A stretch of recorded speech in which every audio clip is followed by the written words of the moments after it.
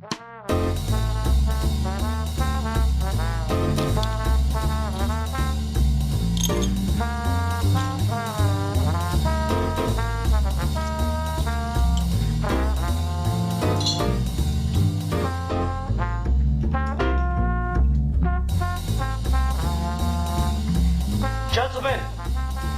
the time has come once again to discuss things.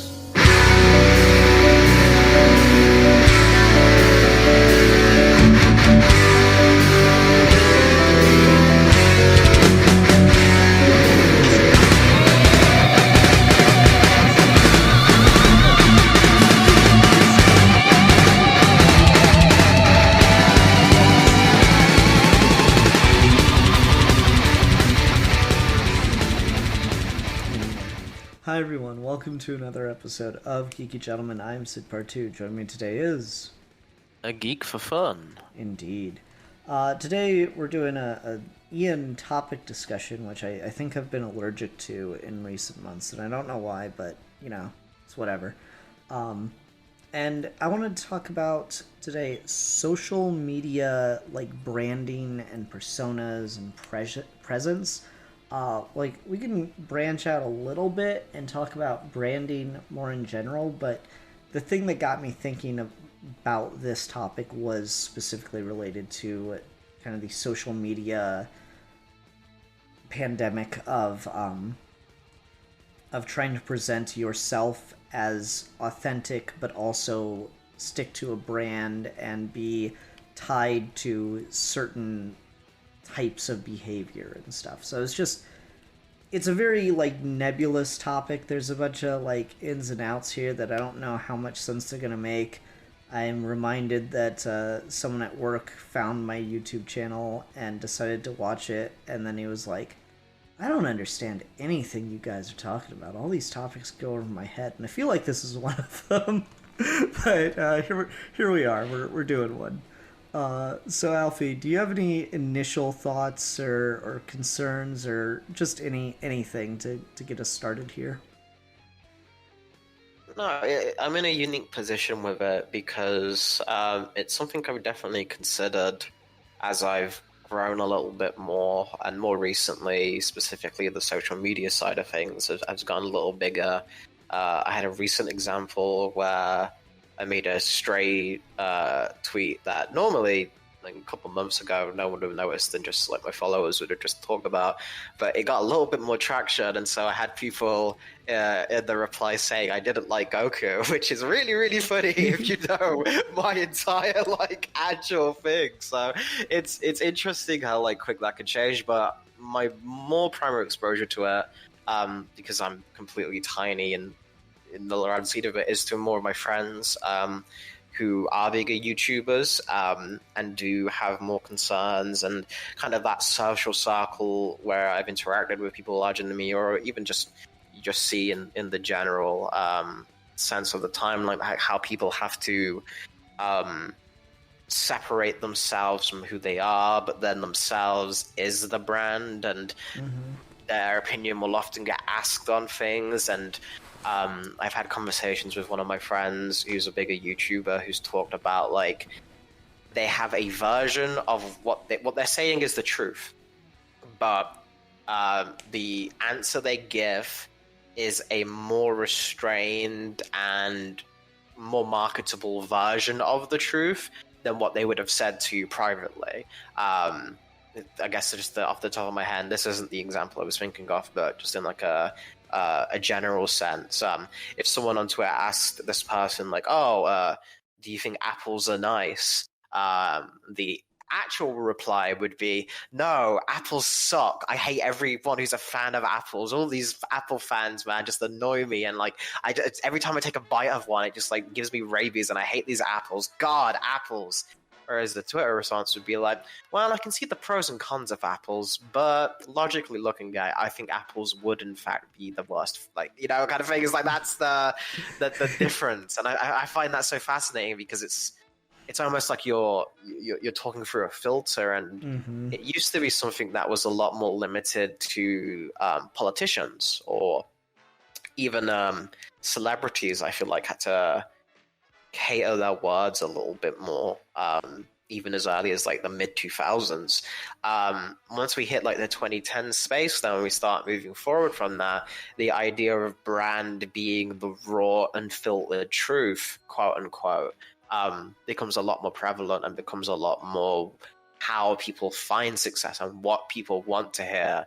It's like almost we've become aware of the fact that these are fake personas, but instead of wanting the actual real people, we just now crave raunchier and more shocking fake personas. Because we're not looking for the truth, we're just looking for something that sounds that if you hear it, oh, it has to be the truth because it's so outrageous or it's more vocal, if that makes sense. No, I think that's definitely a part of it. Like there's this like perverse incentive to behave in a way that is authentic but not too authentic, right? Like because the whole idea of social media branding is you are the brand, you are the thing people want to see, people want to hear your opinions, they want your thoughts, they just want you are the entertainment factor. But you can't be your authentic self because that risks damaging your brand, which is just such a weird fucking concept to me of you gotta be you but not too much you. And I don't know, I always find it just so these inherent contradictions and these compartmentalized versions of ourselves are of course the thing that I think anyone deals with. You know, there's that idea of you're you with your friends, you're you at work, you're you with your family, and none of those versions are like, at least hopefully, a completely like, you know, put on act of yourself. They're just different aspects of your personality that take shape and presence at different times. But the way social media, like the kind of you that social media wants to see, is just a really weird version. Because like if you become popular on any social media thing for your political opinions, no one wants to hear a goddamn thing you have to say about anything else unless you tie it back to politics somehow or other, which makes you seem just like almost entirely focused on just one fucking thing, which, you know, I don't think any one person is. Or if your brand is you're popular for having opinions on Dragon Ball or comic books or whatever, then the second that you have an opinion that is not related to those things, you're a Dragon Ball YouTuber and you post about the Democratic primary or something, people are just, no, just keep politics out of it. Don't ruin it for me by bringing in politics. Like that kind of just, well, what part of me is popular? Is it just this particular persona or this particular side of my personality that's popular? Well, maybe that's informed by other things. So how do you compartmentalize those away? It's such a weird world we live in. Yeah, it's the way you describe it there feels a lot closer to following accounts in the search of like flipping TV channels rather than interacting with people. Is you want to be able to look on this is what you associate with this, so this needs to stay here and be talking to this. That's why you want that on your feed, and anytime there's like cross-pollination is where people kind of immediately like recoil or get angry because now suddenly they feel like there's a betrayal there. Is, oh, I really liked it because you drew this really nice picture of like Wolverine, but now you're talking about trans rights. Like, that's not why I followed you. This is people get like a certain kind of anger where it's like you've betrayed them, you've like misled them, and I think that's so strange. And a lot of artist accounts get this, especially where the Twitter algorithm is very, very punishing and very, very rewarding in like very like high swings, where if you're producing one type of artwork, you're going to cultivate a following looking for that type of artwork, and you'll be starting recommended on that type of artwork. But anytime you want to bring attention to something else, like I've seen a lot of people raise GoFundMe's or donation pages for like sick relatives or pets, they don't get anywhere near the same response because people aren't there for that. And for people who ignore that, that's not necessarily saying you're a bad thing either.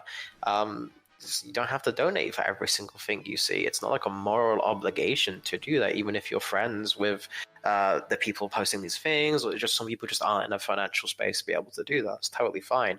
But I think it does point to kind of an inherent, you're here for this purpose, and when you're not serving this purpose, you're therefore irrelevant. You're not given the same space as what I'm here. If you're looking for a certain opinion or a certain like existence for this, the people looking on your account aren't going to be term searching for like your everyday life, and nor should they even, because I think that's also the opposite spectrum of that is when you get into too much of a parasocial relationship where people know too much about your daily life and interact with you so much that it doesn't even become a brand anymore, where it becomes they're trying to associate with you as if they are closer than you are, and the purpose of what you're trying to do in encouraging a brand gets lost, because then the stuff that you want to promote doesn't get promoted as much, but the everyday life stuff actually does. There's a weird balancing act you have to do there, where it can swing too far in the other direction as well. Yeah, and I think it's like pretty normal human reaction to kind of fall into these pits sometimes, because I've certainly had this feeling of, yeah, this isn't why I'm following you. I really don't care, want to hear, just even see this stuff. And it's not even like, I don't think I've ever said that to an artist, to like an artist I follow on Twitter or anything. But I've definitely thought it loudly. Like I've definitely had that moment where I'm just like, you'll be scrolling through your feed or whatever, and then it'll just be filled all of a sudden with like all these posts that have nothing to do with the reason you're following this person, and you're just like, yeah, I think I'm gonna either turn off retweets or just maybe unfollow. I'm not really getting much out of this account anyway, so why am I here, right? I think that's a pretty normal thing to do, or feel. And then sometimes, like, the thing that someone gets popular for is just the thing you want to see from them, and then seeing other stuff kind of cloud or bury the thing you're interested in can be a bit of a turnoff. Again, I would never tell anyone just straight up, I don't want to see this, or go back, do the other thing, because I know how annoying it can be to be on that side of the thing. But I do think it is worthwhile to just be aware of that. And again, that's like, it's a weird thing, because if it's your brand, if it's your business, yeah, maybe there should be a work self thing, versus at what point is the social media aspect not part of your brand but an offshoot of it? Like, why do people follow someone who's a successful YouTuber on Twitter, where they're not making money on Twitter or using Twitter? They're just a Twitter user, right? So what's the point of following that person if you're only expecting what they're doing on their professional side of things, if they specifically say they only use this for personal reasons? I don't know, it's weird.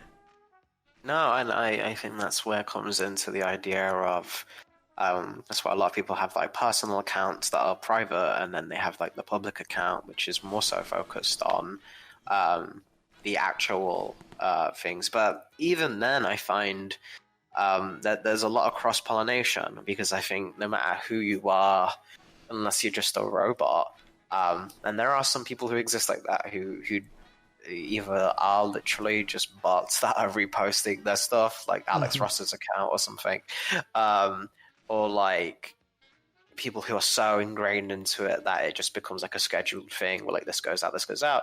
But for most people who are at least a little bit more genuine, no matter if they have a private account and a main account, there's going to be some things that come out and slip up. There's going to be some things where you instinctively see something controversial that you want to have an opinion on, you just type it out. And everyone does this kind of thing of the take that's a little too hard. And even though if you had like 5 more minutes of thinking, you're like, oh, I'd probably just ignore this and scroll on. It's just for whatever reason that moment in the day rubbed you the wrong way, so you have to reply, or something in the real world happening.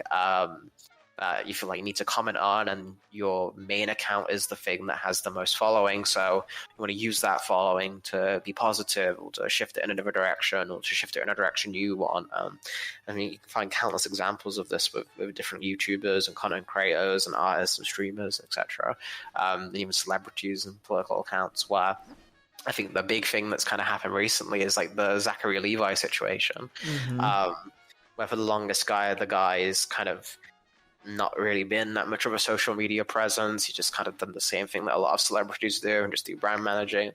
Not too long ago, he was on the Joe Rogan thing, but recently he really kind of erupted after the Shazam 2 box office wasn't doing so well. He's kind of made a big show of trying to gain support of it and go after WB or The Rock or whatever. It's just it's a case where a lot of people's images of that guy now has been changed forever, and the idea of being this untouchable celebrity and the thing of just like that distant brand where you associate yourself with the character and you appear on interviews and you try to be laid back and real. Well, he's doing something now which is a frantic rambling, which I don't agree with, but if you're looking at the case, it is something that's a little bit more human, it's a little more honest, it's a little bit more like an actual person you'd follow talking about. It's just because he's Zachary Levi and he's saying these things now. It's like, okay, now it's a bigger deal for people and it's a bigger issue, and I find that fascinating. I don't think the dude is in his right space or anything right now to be doing that. I think people should have taken his phone away. But I think that's a funny example to the idea of where the brand, no matter how big you are, can always fall after just one thing. All it takes is the one video. It's just especially damning if it's a video. If it's a video that's super, a tweet on its own is still going to be pretty bad, but you can kind of detach it from the person themselves if it's just in text. But the moment something like that happens, and be it slip up, and it's not even something offensive or anything, it's just more of an emotional ramble than you'd expect from like a brand account, then all hell comes to pay. And I think that's fascinating. Yeah, it is kind of just crazy how often it's the smallest little slips that kind of get through and just cause the whole world to freak out. And it's funny when it happens, like you're talking about like brand accounts. When it happens with actual brand accounts, like when the social media manager for fucking KFC is just done with the shit and just tweets out some fucking outrageous garbage. That's always the funniest shit in the world. Like, this is clearly they have just quit.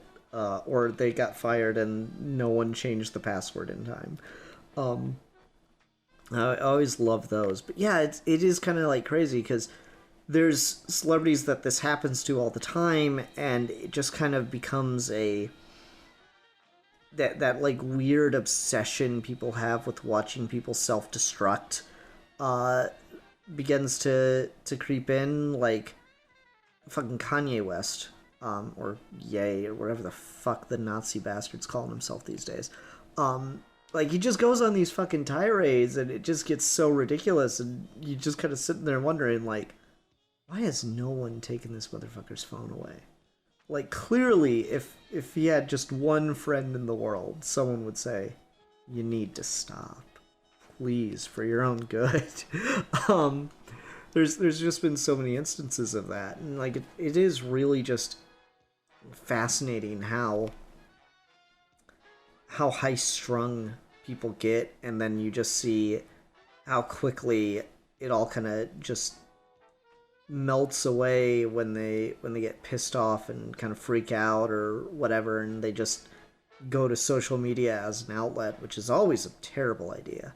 Um, and then they just suddenly like spam something, and it's out there for the whole world, and it just turns into, the garbage of the week. And I think something that puts that in perspective is I don't necessarily think this is something that's like changed in human behavior. I think it's just something that the ease of access has made quicker and more direct than it was before. An example I'd give, and he's found quite a lot of success on social media recently, and he's got his YouTube channel, all that kind of stuff, and he's just doing whatever. But can you imagine if in his heyday, Mike Tyson had Twitter?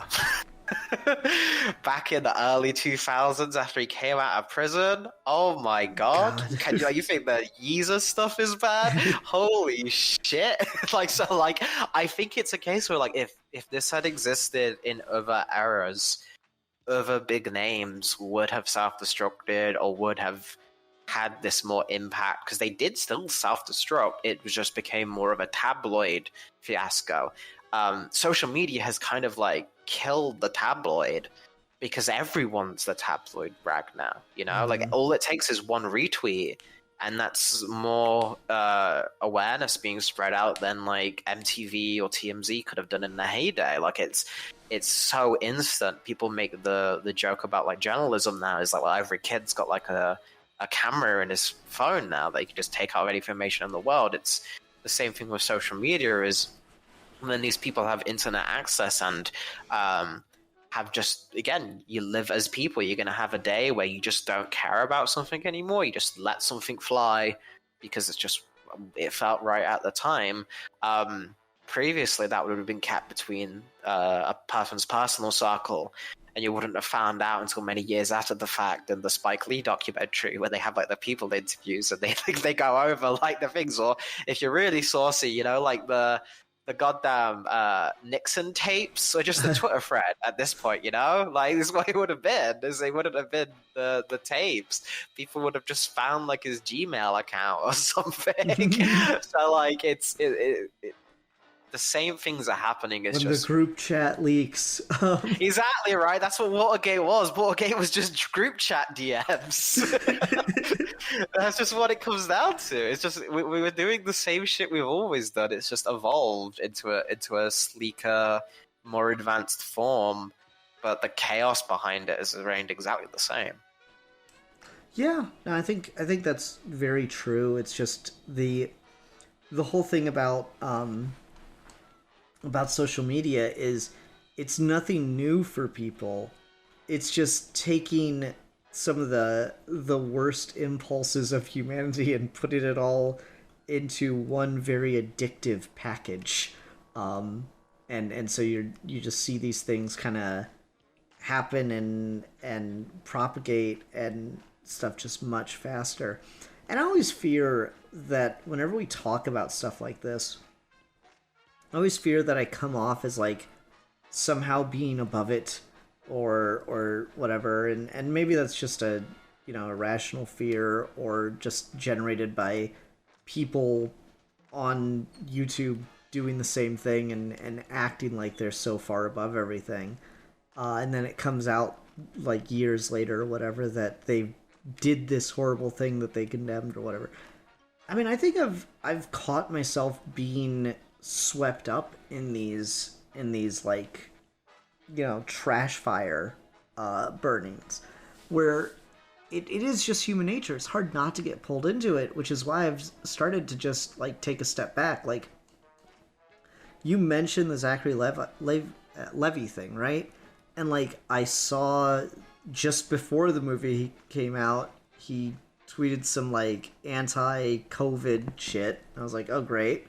So that was a little well, not sure if I'm gonna care to see this fucking movie now. And then you hear about the box office, and I'm just hearing all about this secondhand. I've not even seen one of the tweets that has gotten him in such hot water, and I'm just everything about this. It's just people want to bandwagon on it and jump in and like, oh, people want to defend The Rock now, and I'm just like, I don't give a fuck who did what, guys. It's just a movie. It's like, it's such a weird thing when you can see yourself like stepping away from it, but then when you think back to like times where you saw yourself involved in it, because for a while I was in like the, oh man, fuck Johnny Depp, I can't believe that, when like the allegations about him first dropped, and then like I don't really know what the situation between him and fucking Amber Heard was anymore. I just know that shit was way more complicated than I think anyone gave it credit for initially. And it's like kind of terrifying. And I'm like, I don't really want to be involved in this circle of bullshit. Ultimately, I don't really give a fuck about Johnny Depp. I mean, he's an okay actor, not God or anything. So I don't really need to have an opinion on this. This doesn't affect me, and I think it's kind of hard to accept and embrace that as a user on like any social media platform, or just as a like consumer of media in general. It's hard to accept that, like, an actor doesn't have to be a good person to be a good actor. And maybe the Johnny Depp thing isn't a good example, but like, maybe it is okay if they just kind of have stupid, shitty opinions, because, they are people, and I don't necessarily want to say that people can't have stupid, shitty opinions, because I think everyone's opinions are stupid and shitty. It's just you find the people that agree with your stupid, shitty opinions. I don't know. Kind of rambling. No, I'm with you. I think it's a case of, I definitely also like still fall into the rabbit hole of getting like swept up in the things, or having a chance to comment on something that if you like asked me like 5 minutes later I wouldn't care about. But I think it's something where I think having an acknowledgement in being able to have that like kind of release valve of if you want to comment on trash today, go for it. Like, that's kind of what the social media thing is for, but not letting that like kind of touch you or influence like who you are as a person, or even like bother you throughout the rest of the day. Just having that kind of barrier between it. I think I don't know if a lot of people do that, but certainly how I kind of view it. And I think that's something where I don't even necessarily think it's like a good thing, but it's something where the constant stream of information, the constant new updates and all these different things gets turned from like this nihilistic, like endless dread of the world is always exploding somewhere for someone, and it's always going to the end of time until it actually just blows up the planet kind of thing, and like none of this matters kind of thing. It replaces that with just a day-to-day pulse on like the time you're living in, and I think that's always something interesting to be, because I imagine if it was like in the era of the Jack the Ripper murders and stuff like that, that'd be fucking interesting to tweet about, man. I'm curious to see like the hot takes if that was around back then during the Jack the Ripper murders. You would have had a new theory on who it was. The memes on who is Jack the Ripper would have been crazy. Like, it would have been insane. So like, I feel like all that kind of stuff is interesting, and the way I'm starting to view it at the very least is the equivalent of the 50s stereotypical like nuclear family like husband with his pipe, like opening up the newspaper and being like then going across to the next page and then putting it down kind of thing. So that's how I kind of view it, and I feel like a lot of people with like the brand mentality do like that as well, because I think there's like a difference between trying to say that you're above it and trying to have that fear that you talked about of like the people on YouTube who will always constantly kind of like belittle it and then reveal later on that they did it, and then just having an acknowledgement of like being a human being and not really having any fear related to yourself, or like fear of like slipping up or saying the wrong thing, and that kind of paranoia, because I think that can lead to a lot of like mental distress. I think that can lead to a lot of regret. I think that can lead to a lot of guilt. I think it's better to be honest and open about what you think and your feelings with that, because once you're secure in that, there's really nothing anyone can do to deter that. It kind of gives you like this like unbreakable confidence that's not like ego, it's just kind of like self-assuredness, especially online where it's something you can divorce yourself from at any moment. You can turn it off and you can retreat once you don't feel kind of like obliged by the space, so you don't feel like people are going, if they jump on you or whatever, they disagree, that it bothers you. I've got friends who do get really bothered by all of that stuff, and I always try to encourage them to take that step back and to acknowledge that it's not real and it doesn't matter, but that doesn't mean you can't have enjoyment from it, and that doesn't mean you can't engage in some form of community with it. And I feel like the main issue that's removed from that is when you get like the brand accounts that are trying to pretend to be that. So for example, like you'll see like the Wendy's account will post like memes and stuff, or a lot of more brands are trying to like engage in material like that, and there can be some genuinely funny stuff from that now and again. Like they can find some really good jokes, and it can be really funny seeing the screenshots out of context. Like it's an enjoyable facet of it, but there's also this undercurrent there of it's taking something that in its chaos and its messiness was at least inherently human, and the goddamn like furry art that would get retweeted versus the sexist homophobic rants, and then like the Nazis on the side, and then you've got like the super hardcore people on the other side, and all these different things, and then you've got like a random like, oh, I really liked the new NBA game today, you know, tweet. It's like, that's kind of like what we used to have as more of like, it's awful, and that's what the internet was for the longest time, but at least it was like real. Now we're transitioning a lot more into still keeping that, but faking it. Where even the alt-right weirdos, they certainly believe what they're saying, but they're a lot more constructed in the bullshit they post now, because they want to get even crazier people to believe what they're saying.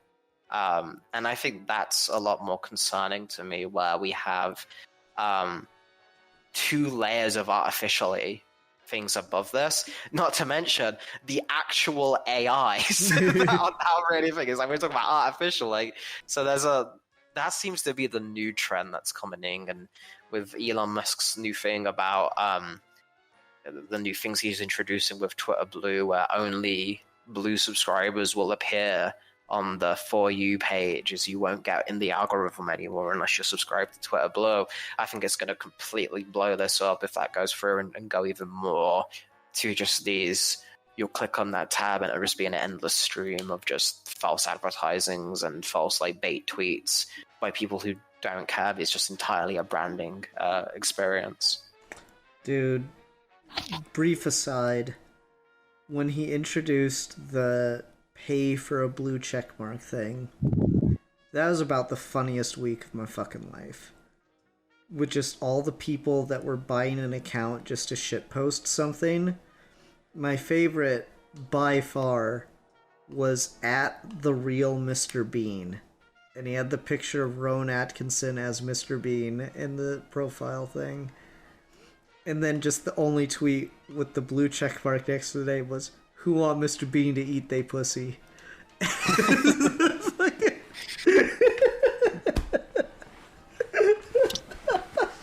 Pretty good. So good. I'm sorry, I'm the only one who finds this as fucking hilarious as I do. But it's just like I swear, I shit you not, for like 2 days, I was just sitting there like perfectly composed.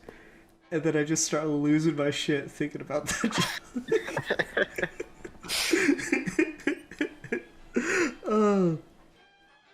Anyway,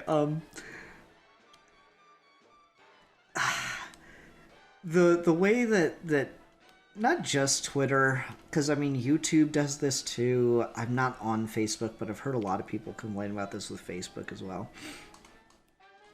The way that social media websites seem to attempt to evolve with their audiences and end up just making everything worse as they go is always something that's so fucking fascinating to me. Because you and I talked about this before, right? With like, and it's not just like your typical social media things. There's also the things that people actually use to socialize on. Because when you and I started talking, we used Skype.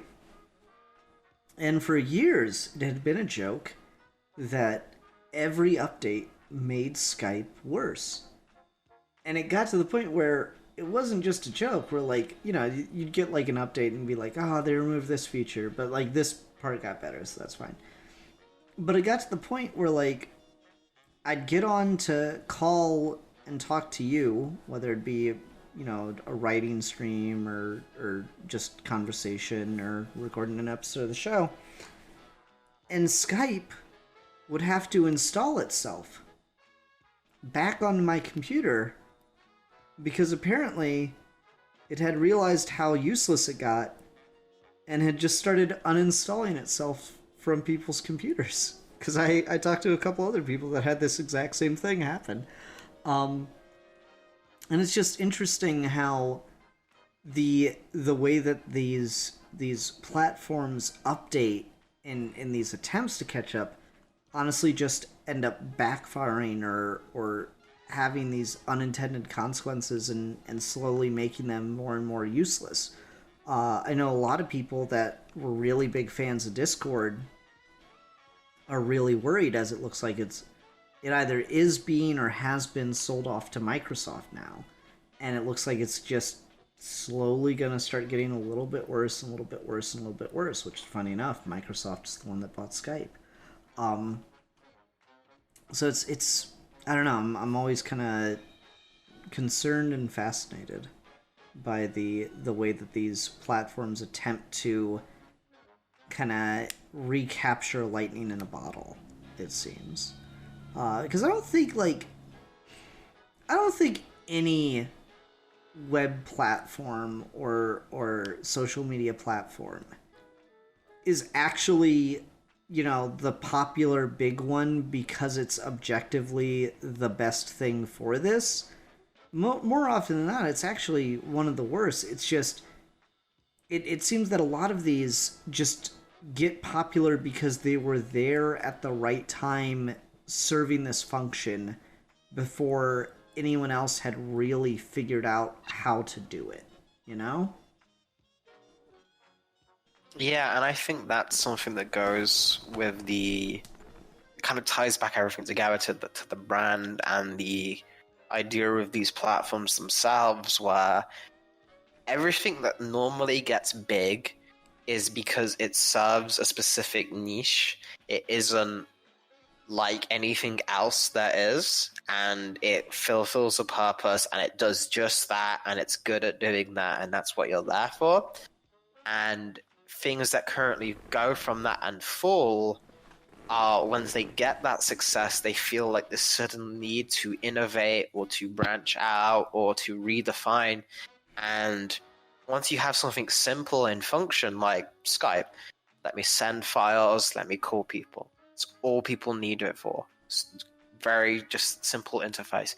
The things that you add to that, the little bells and whistles that we've been seeing with Twitter, which is a very simple formula that just worked, and people really liked how it worked.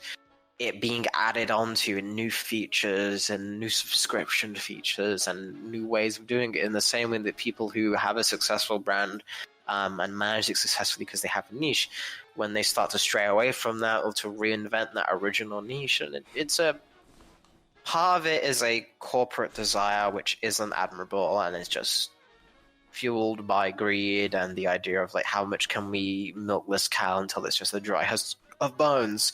But the other side of it is a more creative side, which I understand and sympathize for the individual artist, the individual creator, where after you feel like you've reached the mounting on something and you start to see diminishing returns, you do want to try and capture that lightning again and find something else, find the next big thing, find what else you know the audience is.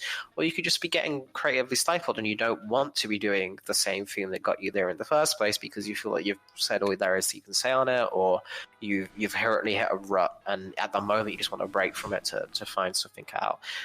Both those two like opposite sides, like morally, I think lead to the same end result, which is a eventual decline. And I don't think it's an eventual ruination, but I think it is a feeling of the audience who was always going to be like, I like this much better. I like this a lot back in the day.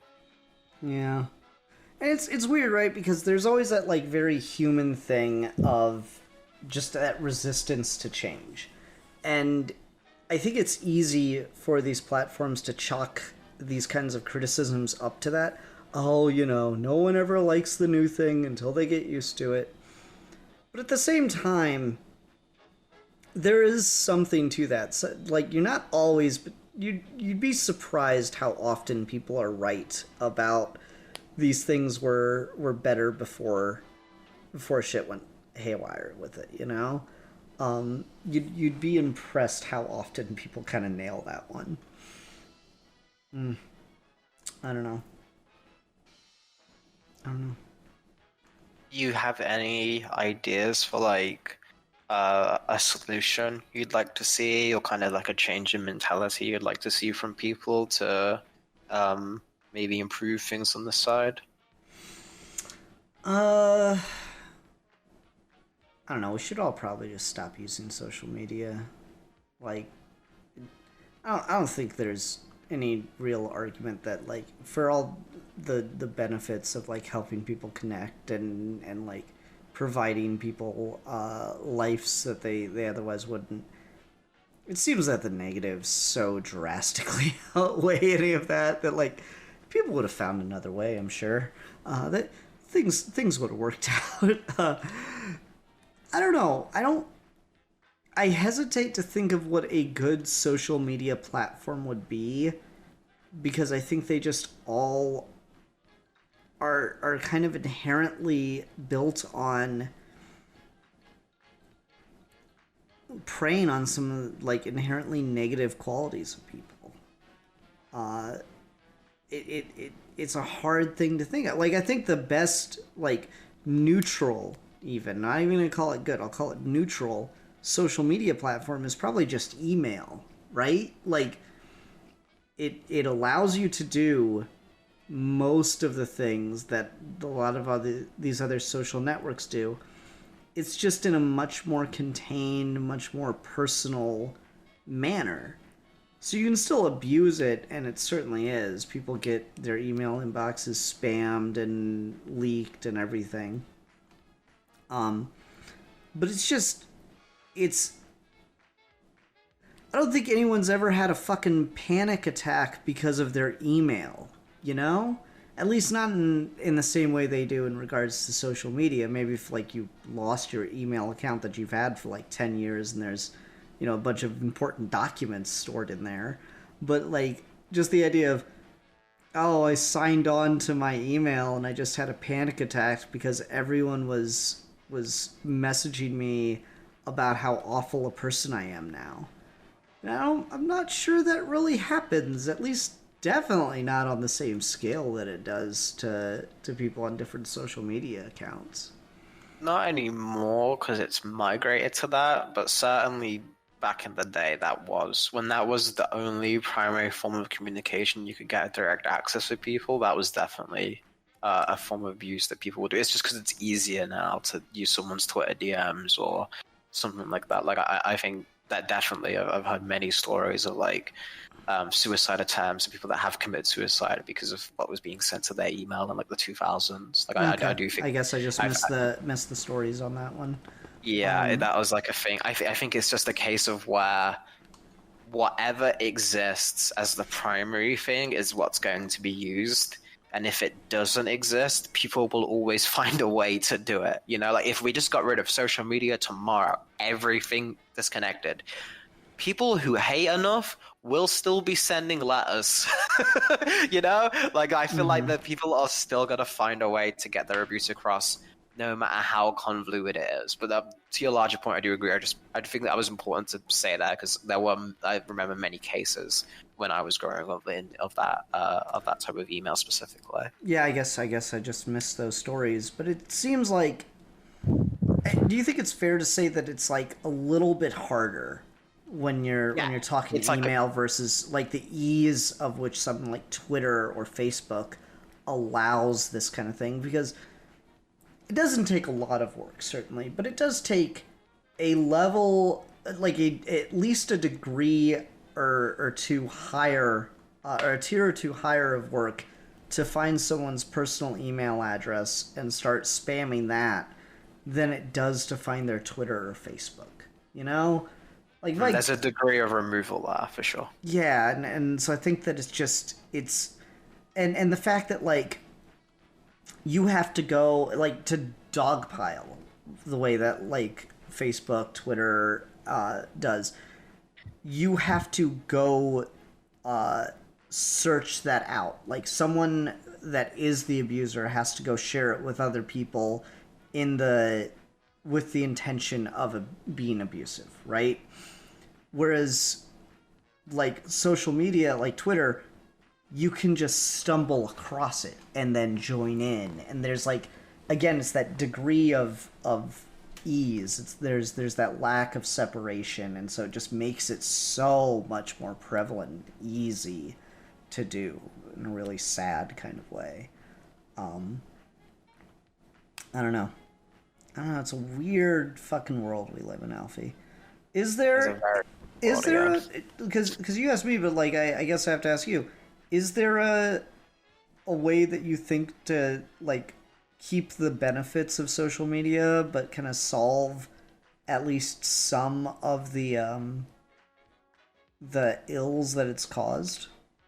I think as long as I am of the opinion, and this might just be because a lot of being younger, like my experience with it isn't as much of like a before and after thing, where a lot of my social interactions and stuff have always kind of been related to the internet and in that environment. So it's a little harder for me to imagine just removing it completely, especially with the fact that I met my wife through Twitter, you know, so like it's a lot more like tied to my life.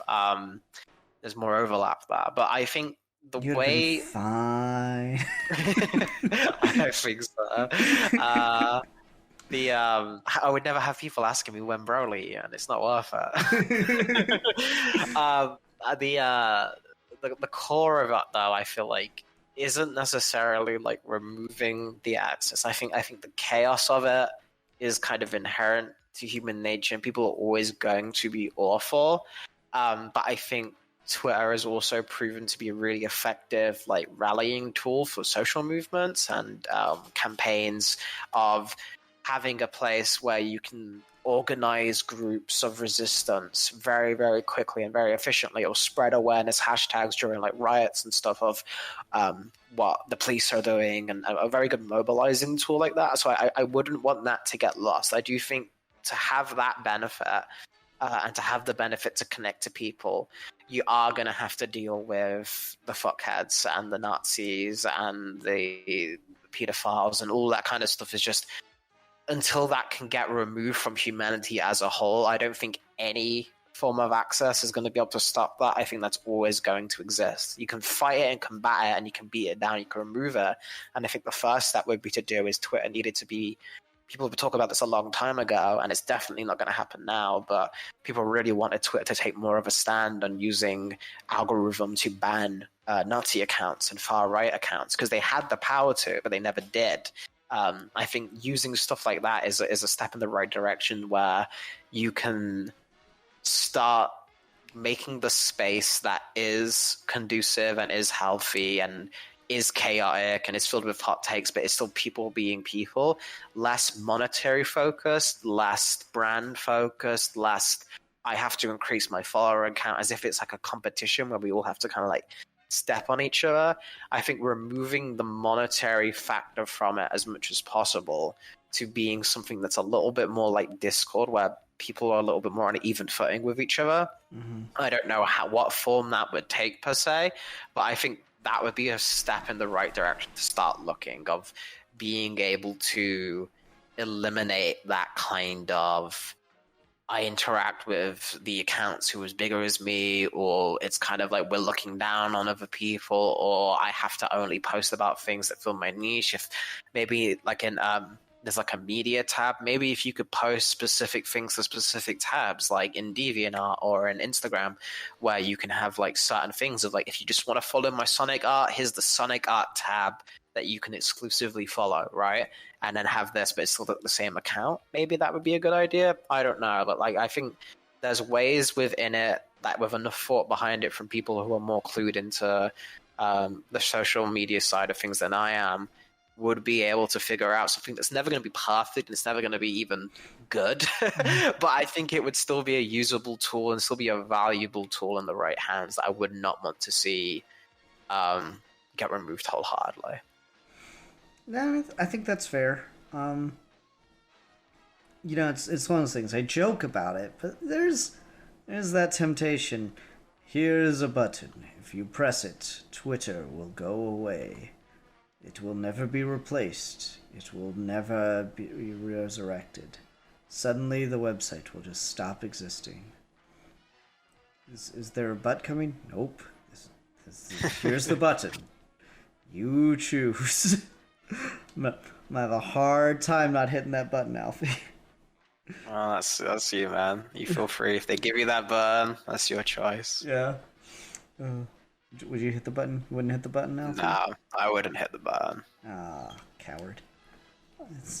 The world needs someone who's going to do what's right, not what's celebrated. I just feel like if I was in a position like 2 years ago where I was full of like already awkward feelings and trying to like manage a relationship that was that long distance, and think if someone just removed it from the existence while I was trying to handle that and trying to deal with things, and hadn't gotten all the information I needed, all the contacts, I was like, just God, no more. I'd have been such an emotional wreck. It would have probably like ruined so much of my life, or the art accounts that have got so many followers already built, and it's like the only way of getting work is from commissions on Twitter and stuff. Like, to just get rid of all of that in an instant, I could never do it. I'd just be too. There would be a lot of good from that for sure, but I would, for knowing how much of a livelihood source that is for so many people, I would feel so awful doing that. I just couldn't. Nah, you've convinced me even more now. The suffering of others, sweet. I forgot. This is the bring back the giant bugs from the past guy. Never mind. Do not give this man the button or any power under any circumstances.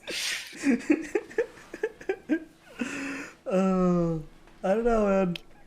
You're right. Like, it's so easy to talk about the evils and the ills of social media, but the highlights, the good things that have developed from it are, I don't think, just.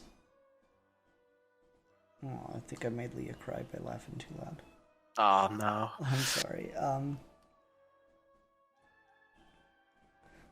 now I feel bad. Here I am. I don't know.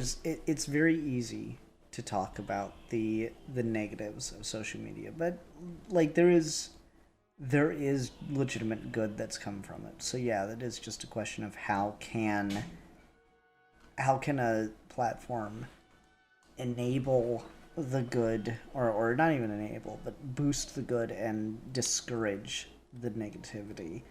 And it's weird because it's kind of an inverse incentive to a business, right? Where no business ever wants to just kick someone out and refuse service, right?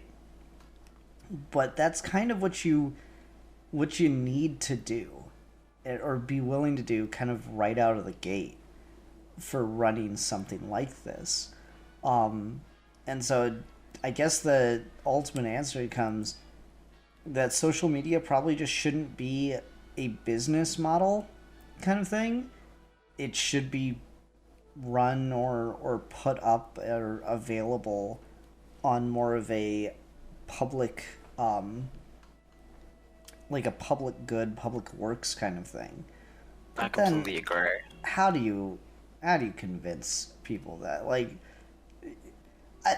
also just, worth note, I don't think anyone wants to join the government funded version of Twitter. I don't think you can be government funded either. Yeah. I think that's a very slippery slope as soon as you get to that. I think it would have to be, and again, I think the solution is right there, is like, if he wasn't full of shit and an awful person, Elon Musk had more money than God, and if he just bought Twitter and just kept it going for just he owns it and he funds it and it just works as it did before, and they adjust it to like be more proactive, he could have easily done that and probably have lost less money than if he did what he actually did, trying to make a fucking profit out of it and fucking get the right-wing jabronis on his dick. So like, I feel like it was a very feasible thing where if any, and it's never going to happen because they're all fucking insane dickheads, but if any of these self-proclaimed fucking smart, real thinking entrepreneur billionaires actually had any sense of fucking good in their souls, we'd see a lot more of these community projects that could just be funded by their money, because it's so fucking much. You could fund that for decades without needing any kind of profit from it at all. Just be sustainable from the like fucking passive income. It's crazy, but no one's gonna do that because Mr. Beast. We need to get Mr. Mr. Beast, I made Twitter good, is his next video. Somehow more impressive than curing the blind. Like, it's something Jesus himself couldn't be. So, Mr. Beast, if you're hearing this, you're our only hope. Help us, Mr. Beast. You're our only hope. You're our only hope. Dude, the number of fucking, like, that guy's brand, to circle us back to just, like, the personal branding stuff, that guy's brand is insane. I have never watched an actual Mr. Beast video.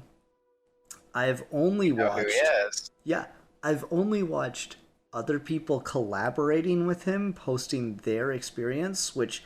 By the way, Alfie, if Mr. Beast ever offers to collab with you, I cannot recommend not doing it enough. Because the, like, grueling schedule and demands are absolutely insane from every collaborator video I've watched. It's stupid and irresponsible, and I'm waiting for someone to die because of it. Anyway, but, like, yeah, so I've only watched, like, people that have done a collab video with him, and then, like, their side of the experience where he shows up for maybe 2 minutes at the end. And then, for whatever fucking reason, YouTube algorithm just recommending videos about him of, like, these people, like, fucking dick riding this dude so hard. And I'm like, yeah, it's cool that he gives away money and stuff, don't get me wrong, that's fine, but, like... Why are you making videos about the guy that makes video? Like, if I wanted to know this information, couldn't I just watch his own channel? And what? It's so weird. It's so weird. The fact that, like, his social media presence is so big that people make videos just about him. Like he's an actual, like he's a regular celebrity. And I guess to a certain extent he is, but it's weird to me. It's a weird experience. Yeah, I don't know. Sure, he's a nice enough guy. I'm certain of it. Like, I'm sure he's as nice as any rich person can be. Don't like the vibes that guy gives off. Weird dude to me. You heard it here first. Sid Part 2 disses Mr. Beast. What's he gonna do about it, huh? Huh? Give me a fucking $1 billion? Yeah, right. He never would. The coward. I just gave Sid Part 2 $1 billion. Thumbnail's shocked face.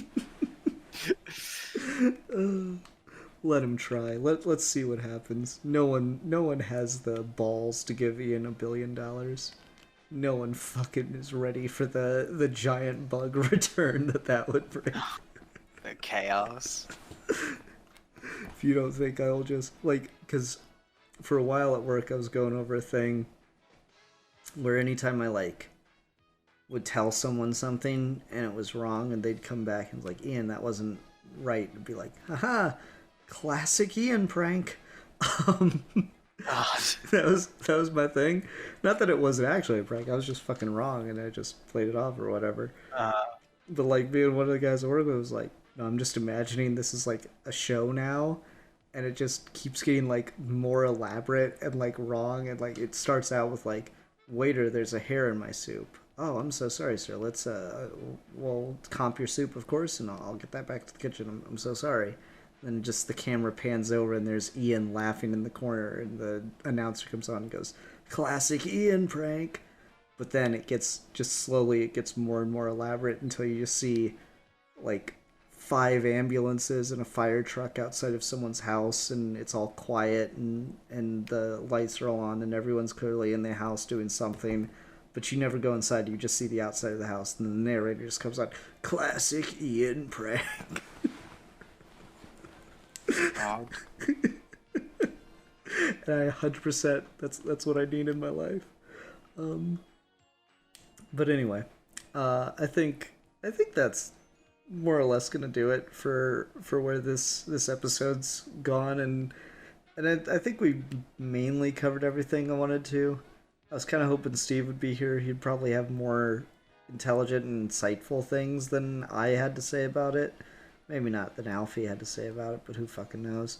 I was scared we get insightful into comments. You know. I just kind of go, huh, that's weird. No, that's my whole thing.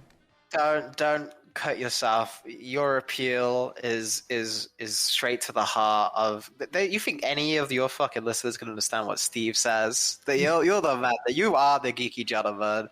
Don't cut yourself. Fuck Steve, man. If you're listening to this, Steve Maxey, and you're on your fancy business trip and making all this money and being so handsome and emotionally supportive, and I love you so much, man. I love you.